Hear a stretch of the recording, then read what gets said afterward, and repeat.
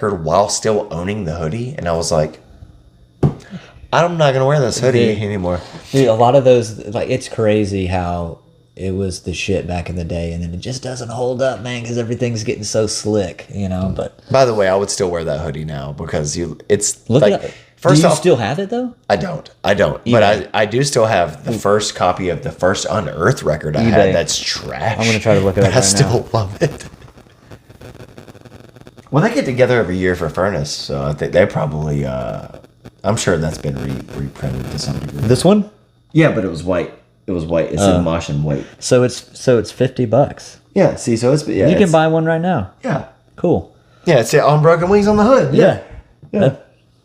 Yeah. Hell yeah. Yeah, that was it. Except for it just said mosh and white. Separated by the zipper, mind you. Yep.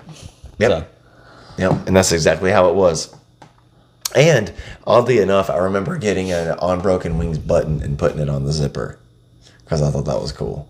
I look back at it now at photos with my gray New Balances, and I'm like, didn't age well. It didn't. No. Photos didn't age well. The gray New Balances. But again, like Eulogy These Records, are the white ones, man. Facts. That's true. But like Eulogy Records, there's a lot of things on there. It was all just like the Judas Cradle was great, but I loved the Judas Cradle because they were an Alabama band and they were outspoken. They didn't believe in God. They didn't believe in politics, and they were like, you know, that gong gong gong gong gong gong wait. You're talking about the 2000s noise math chord that all the metal bands. And it was, but they were pissed, and it was almost like Norma Jean took and owned that shit though after that, and did it the best. Yeah, which we will get to in a little bit. But like, it's like when you put the headphones on or play it in your car over a stereo, you hear this stuff on Eulogy, and it sounds, and you visualize what they are.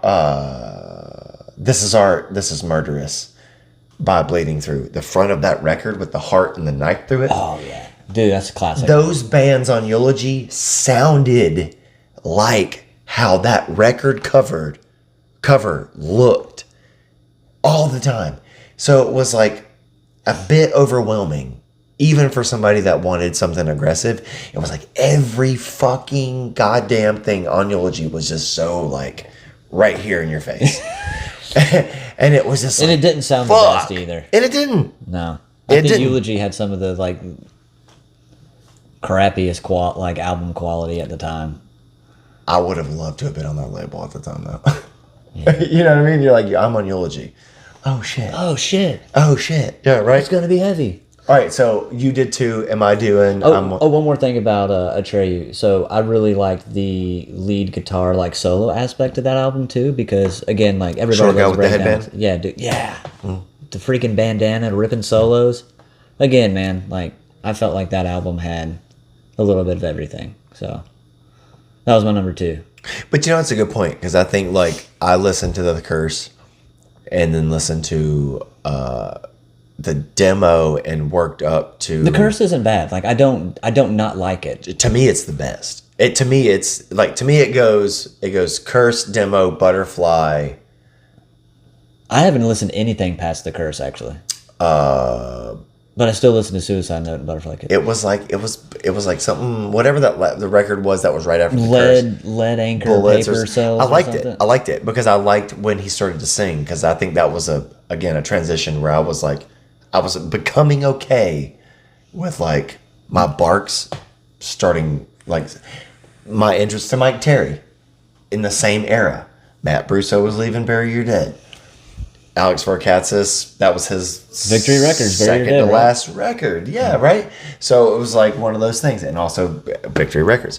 Bury Your Dead's one of those things that's like, it's an enigma for most hardcore fans, because it's like, you can date people based off like, do you like You Add Me at Hello and Cover Your Tracks? Or are you like a Beauty and the Breakdown? Because Cover Your Tracks and Beauty and the Breakdown for me, all the way. See, I'm the opposite. I'm Cover Your Tracks, You Add Me at Hello. Like, how long did it take you to realize? I'm kind of embarrassed that it took me so long to realize that every song name on Cover Your Tracks was a Tom Cruise movie. Well, I was like, oh shit, that's why. little callback. Dude. Little callback. Remember the Amberlin with all the records on one CD with my number 3? Yeah. The guy that made me that record and Hot Damn also burnt me You Add Me at Hello and Cover Your Tracks all on one CD. Oh, so Bury Your Dead and Amberlin. And he told me, he goes, some of these are named after Tom Cruise movies. So then Vanilla Sky. and then after, is there There's a gnat in fucking here? there's a Get that mosquito. fucker. It's a mosquito, and that's why I keep look, dude. It's a gnat? It tore me up. Look. Damn, dude, because you're sweet. You know? But he told me, and he was so like over the counter about it. Like, you'll know some of these songs are after Tom Cruise movies.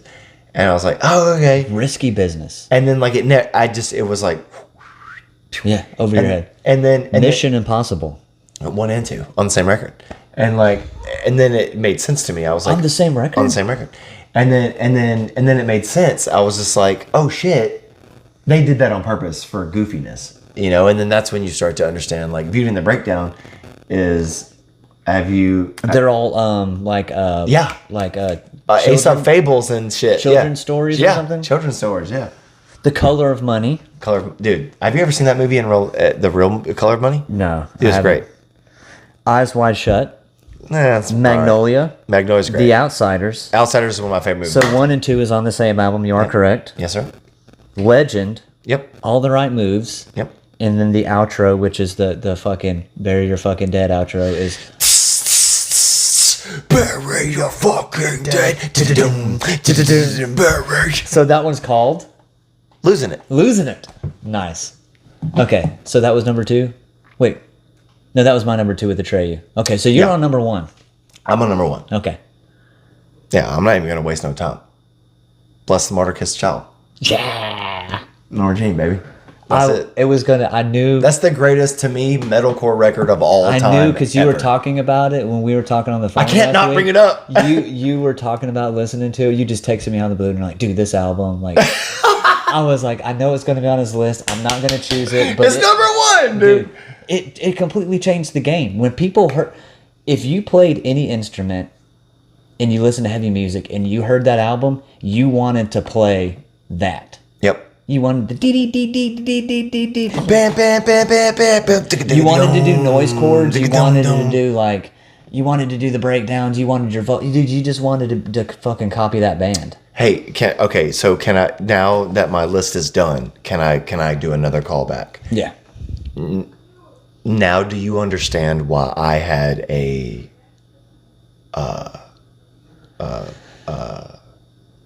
an injured list on deck for my number 3? Because it was Amberlin. Yeah. You know what I mean? So it was like in order, and then boom, Amberlin. What? But then it was because of the story and the people that it brought to me that showed Exactly. me all Yep. these other music. And then, I like you know that. what I mean? I like that. To Hot Damn, to Norma Jean. Okay, so had it not been Amberlin, the record that changed personally from one side of the land, holler, 10 feet of water, other side, like one side to the other.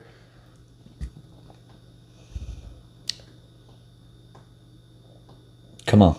First 2 Devil Wears Prada records, and Those are good. Those are solid. I will throw in Count Your Blessings by Bring Me the Horizon. Oh, man, And dude. I will throw in the second, I don't remember the name of it, and crucify me if you must. Dude, I'll pull it up. Winds of Plague. What was that second? Decimate the Week. Decimate the Week. Decimate the Week. Those 3 records. Count Your Blessings, Decimate the Week, and whatever, the first 2 Devil Wears Prada records. Well, no, false. Dear Love, 2 and yes, 2 Plagues? and 3, and then Plagues. I was about, because there was one before that was a little. That was Dear Love. That was Rise Records. They were on Rise No, Records. Dear Love. No, it was Dear Love and Plagues. Those records would have been somewhere in there, but I think about what those records meant to me, how they made me feel, what type of poetry were put in those compositions, And it didn't bring me the joy that those Amberlin records did, because those Amberlin records brought me to people like you and like Dustin Phillips, who inadvertently introduced me to Daniel, who knew Wes, who knew you. And it was like... it's the community, man. I'm telling you. Yeah, so I would love to give Bring Me and Devil and but because those records are great, but those Amberlin records were the ones that were like... You just said it, like how they made you feel and the connections that you made off of those. Yeah, they sucked them out. It was like sucked all the cool guys out of the like, how did bunch. you feel when you listened to this? You know? Yeah. Like, who did you meet as you were listening to this? And that's what... Which that's why showed me better metal and better hardcore. That's why I put Deftones on the list, because like I can remember the way it made me feel when I heard it, and I was just like, "Oh shit!" That's a good point, because you could also say, like, kind of like when you find a Day to Remember fan now, they're one of two people. They're a Day to Remember fan who loves Blink-182, or they're a Day to Remember fan who loves Pierce the Veil. Oh shit! I can't stand Pierce the Veil though. But am I right? Yeah. Like, you No, I have get it. people like us who like love Take Off Your Pants and Jacket and A Day to Remember, or you have A Day to Remember people who are like Ronnie Radke fans, and it's like that's also okay, because I'm all right with Falling in Reverse. I'm okay with things like that, but it's like here's this, but then you have a that, and you have it. Damn, dude, my nails are dirty as fuck. That's that country boy living, man. Blue collar boy. But you know what I mean? It's like you have, but that's what brings people like Trivium people, and Dude, I think Trivium is kind of like is one of those gateway bands. Like, that's one of those transition bands that you can get somebody into to get into heavier stuff. Gateway. Yeah. Perfect. Do you feel like you look back and you were like, I gave Trivium a hard time, and I should Oh, have. dude, I gave Trivium a hard time. Sorry, Trivium. Oh, they don't have Sorry, two-step or breakdowns. Matt Kinney? Matt Heffy. Matt Heffy. He's actually, dude, he's got a show on Sirius, and he brings he plays a lot of good fucking music. Is he the new Jamie Josta? Dude, he sounds like he's very learned, and he's a badass. Dude, they're all fucking amazing musicians. Handsome, tall, tattooed, jujitsu. Dude, yeah. Metal guitarist. He likes anime. He's into Japanese culture. He's good in my book. So, but to be clear, and this could be its own podcast on its own, but going back to what we were saying about MTV going off there, Headbangers Ball, Jamie Josta, you could say that he, in his own weird way, inadvertently is like a new Jamie Josta. Matt Heffy? Yeah. Yeah. Well, everyone's so scared to be like the Jamie Jost is like the ultimate old head, man. dude. He Doesn't care. Wears ankle socks with shorts. Doesn't care. Now is the time. Yeah. Destroy everything. Dude. Also, like, is a perfect, and this is like, They say Satisfaction is the Death of Desire is the the best hardcore album of all time. So, another podcast. Rise of Brutality is the best Hatebreed record, but we won't go there. Another podcast. Yeah, Rise of Brutality. We don't have fucking Rise time. of Brutality. It's But look, 2:45. But see, here's the thing though. That's a perfect ending point right there. We'll end this with that. I got to do number one though. Oh, my bad, dude. My bad. I'm so sorry. But Jamie Jost is one of those people who grew up on metal, liked hardcore, decided to start a hardcore band with metal folks. And took out a lot of metal and hardcore and deathcore bands with him. So, And that's what, but not even with them, but let's just say his own creatives in general. Like, let's just say Jamie Josta. I like metal and hardcore, but nobody that likes hardcore or punk rock is around me. But all these metal guys are here.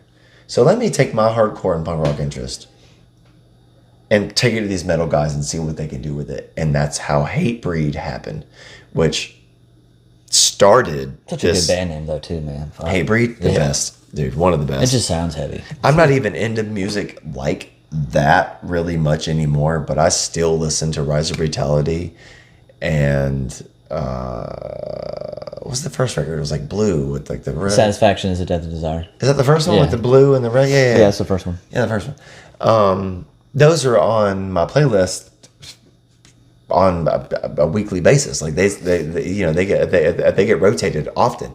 However, the one thing I think about when I think about Jamie Josta is that he is the dude who took, like I said, it was a hardcore punk rock metal kid who didn't have any of those types of people around him. He only had metal people, and you can hear it in the music. You can hear it in the tone.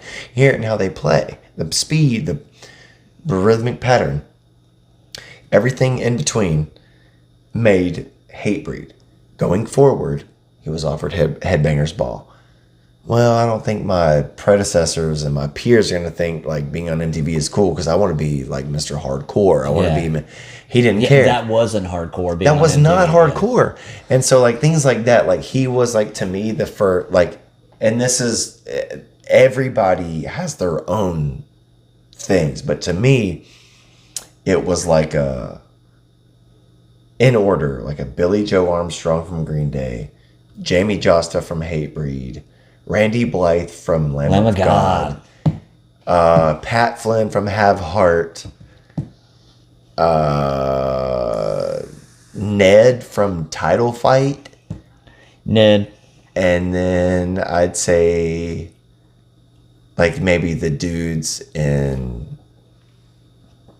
Fever 333. Have I seen some sort of like disposition where like that is a like where that shit counts? Does that make sense? No, I got you. You're texting. No, I'm not. I'm looking at my next. I'm making sure I got the year correct for my next album because this is my number one. And yeah, dude, let's hear it. It's super important. And I'll be doing it. You've already mentioned this band briefly, but this was going to be my number one. Like I've had this in my bones for a long time. 2002, Trustkill Records, which we're going to talk about Trustkill in the future a lot of good bands.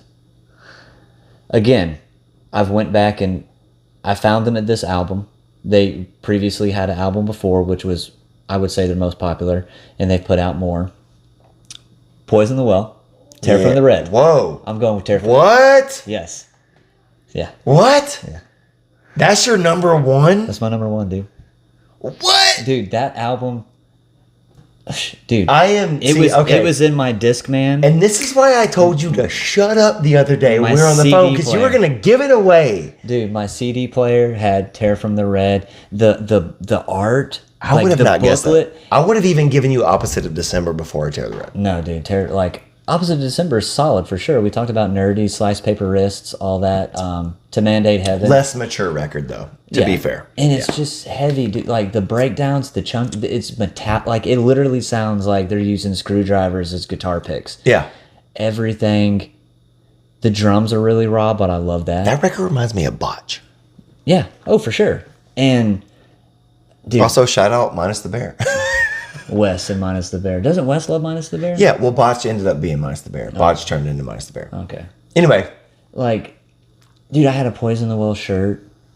I remember. I love their like, cursive thing. Dude, I the love font, that look. dude, the font. It's monumental. I just saw them. I saw them at Warped Tour years It's like ago. Me Without You, kind of. It's like when you see it, you're like, that's them. Poison the Well. Dude, and it looks like it was just some like cursive script that they found somewhere.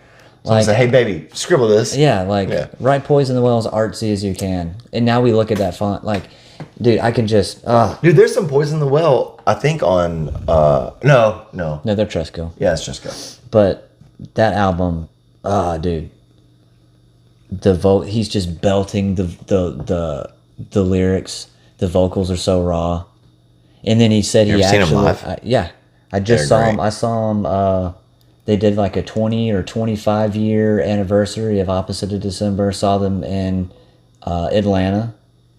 And dude, he was raspy as hell because he's been belting for years. But He's got no hair. huh? Yeah, He's he's got no bald hair now. left. He's bald now. He's he's a bald gone. guy. Yeah. It's a burly man.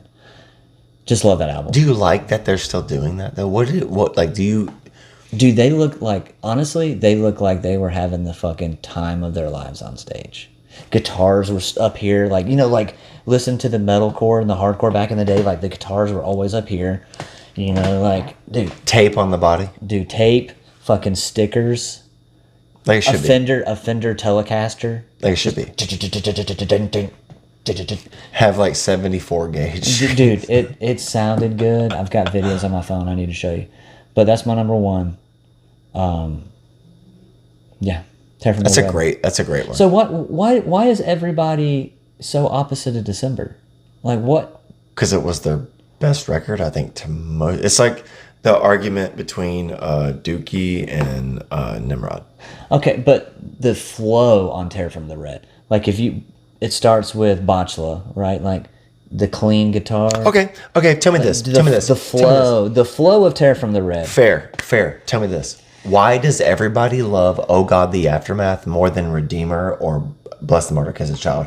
Because just between me, you, and my tattoo sign, "Oh God, the Aftermath" can suck my farts. That's not my favorite Norma Jean album. That's the last. Yeah, just because the song titles are quirky and they make Polar Similar can sit down there with it too. dude. I don't like. Yeah. Dude, we need more Anti-Mother, Redeemer. Yes.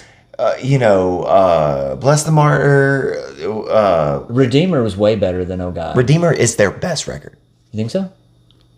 by a large. South is on fire. Dude, we didn't even. The South is on fire. Gone. Yeah. So yeah, they're from right up the road too. That's why I think of like our scene, like Marietta? our area. Yeah, like Douglasville. Douglasville, Like, that's why I think like our scene in our area was so like we were Dick Wright and Norma Jean hard because they were like not hometown heroes, but hometown heroes because they're right up the road. Well, are you a little bothered that Maylene was not in my top 5? Because Maylene was there. I thought for sure they were. Dude, I'm telling you, look. But I also feel like maybe you thought, well, of course, that was just like a given, like. To people who know me, fair enough. But I'm not some Johnny Big Dick like everybody knows me guy. So the few who do know me, yes. But it's like, had it not been for those like Armor for Sleep, Taking Back Sunday, Amberlin fans amongst all this like it was like, that's all I would have ever had. It was those few emo records. Like, dude, In Love and Death by The Used should have been in there. However, The Used self-titled for me, man, dude. Oh but my God. I get why you didn't put it in there me- because you tied other things to the picks that you had. Because not hardcore and metal is about community and love, yeah. and that's though those records are not hardcore metal. They were a conduit to bringing me to people who showed me other heavier music. Had I not bought those records, I would have never seen the vulnerable side of a bunch of hardcore kids. I mean, we could honestly that would have never gone to a terror show with me. We could sit here and do 5 more picks, and for sure Maylene would be in there, and we would have The Used, and I would probably have some bands from Roadrunner Records, and I would have, I mean, we could do this for 3 or 4 more hours, but like I think we narrowed it down, and we had stories for the albums and why they were important. I'm super surprised that Deftones was I guess your Deftones was my Amberlin, so yeah, dude, they had to be in there. They just had to be in there. Dude, we need to do. Oh, I didn't tell you, or you might have seen it on Instagram. So, Around the Fur, the world is healing because I just found Around the Fur vinyl at Target. Just was the only one, and I was like flipping through vinyl at Target. Around the Fur. Up. This is a perfect time for you to bring that up. Because you got one. No. You're about to say you found the vinyl somewhere? No, you dumbass. Okay? Motherfucking gift that I got you for Christmas? Yeah. Was it going to be Around the Fur vinyl? Dude, you posted that, and I took the fucker back. Oh my God, did you buy it for Christmas? That was supposed to be your gift. I got you Around the Fur on vinyl. Okay, look. I bought him 2 things, okay? I bought him... I'm glad you're talking about what you got me for Christmas. This is important. I bought him this like cool pen. It was like a $5 Sharpie pen. It's in the box. It's just a cool pen to write with. It's easy writing pen. And then a record. I love the easy writing pen. And it was supposed to be like it's supposed to be like an elusive like message to like, hey, like go write, like do your thing.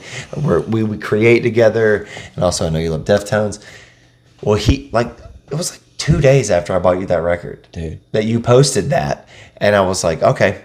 So I took it back, and I just sat with the money for a little bit. We went to Birmingham, and that's when everything else kind of came together. Me and Bella went to Target, and I was like, there's no way, dude. I was like, let me look through the vinyl real quick, because Bella's getting into vinyl, so I was just flipping through, and I was Oh, it was Rumors. That was the other thing that I had original version of Rumors. oh hell yeah, dude. Yeah. Well, shit, bring it on. Yeah. Anyway, sorry, go ahead. Bell. No, I was just flipping through the vinyl, and I was in shock when I found it. It was the only one because once I found it, Showed the girl in the bikini, and you're just like, whoa. I was just like, No, it's an iconic cover, period. And I tried to find more. I was like, there's got to be more than one. It was the only one. It was just like it wasn't even supposed to be there. It's like the vinyl fairy was just like There for you. Slide this in. There and, for you. And Bella was like, "What is this?" And I was like, "I will could show talk- you. Yeah, I will talk to you. I could talk to you for hours about this. I will show you, young Like, darling. Dude, CD player in the back of my mom's minivan, just those shitty headphones with the foam over the plastic thing, and then when the foam on the headphones, You opened it up like this. yeah, dude, you hit it skips every goes, now and then. Yeah, dude, and then it clicks when you put Dude, I know my thing was I like the ones that had the little band right here that you set around and it had the lights that would go with the bass. Until Honestly, I didn't have all that. until 8 Mile. I had came out. I had the silver. It was the silver adjustable headphones with the thin piece of foam, and then when the foam got worn off, and you just had the plastic Yep. on, just raping your ear. Raping the ear. And but yeah, Around the Fur vinyl. 8 Mile came out. Eminem. And then I saw like, Ding ding was like, ding ding ding ding ding. why don't I have that? Why am I doing this? See those wraparounds. Why don't I do this? So you just saying you went all the way from the back and up? Yeah, it was like this. It was like okay, two sides with like a little thing for the ears, and it came around like on the back here. So you instead of going like this, So you had upgraded headphones by this point. I didn't. there were Maxwell's. I remember they were blue, and you put them over your head. Oh shit! I'm trying to find these. Yeah, Maxwell light up headphones.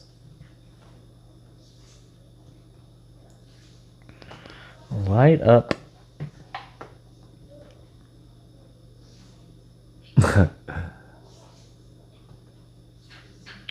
Dude, this probably just like they're too old.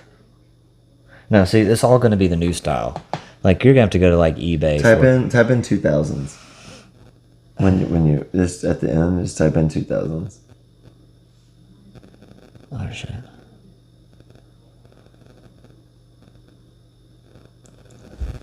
Any of these? See, they're all going to be the new ones. Yeah, We're going to have to go on eBay to find these vintage. that's true. But you know how like sunglasses, they'll do like the little thing in the back. Yeah. It's like that, but it had like lights. So like as you people who are looking at you couldn't hear your music, but they could see like Oh, the frequency of like whatever. And then I saw 8 Mile, and I was like, those look way cooler and like more professional. dude, So I was putting my Ramones records in my CD. Punk Rock Side Quest, Ramones. Also, Ramones, Could be in your list. no, they are the best, to me, punk band of all time, aside from Fear. But that's a whole another podcast. Dude, we have gone for an hour and a half. Hour and a half in the That's book. 3. Y'all, Happy New Year's. Thanks for tuning in. Thanks for watching us fumble through our first episode and find our way and find our footing. Literally find our way, get back on track. Yeah, dude. Like, we're just like two ex-rock and roll heads that just write music and want to talk about music. And if you want to hang out with us and Come hang out.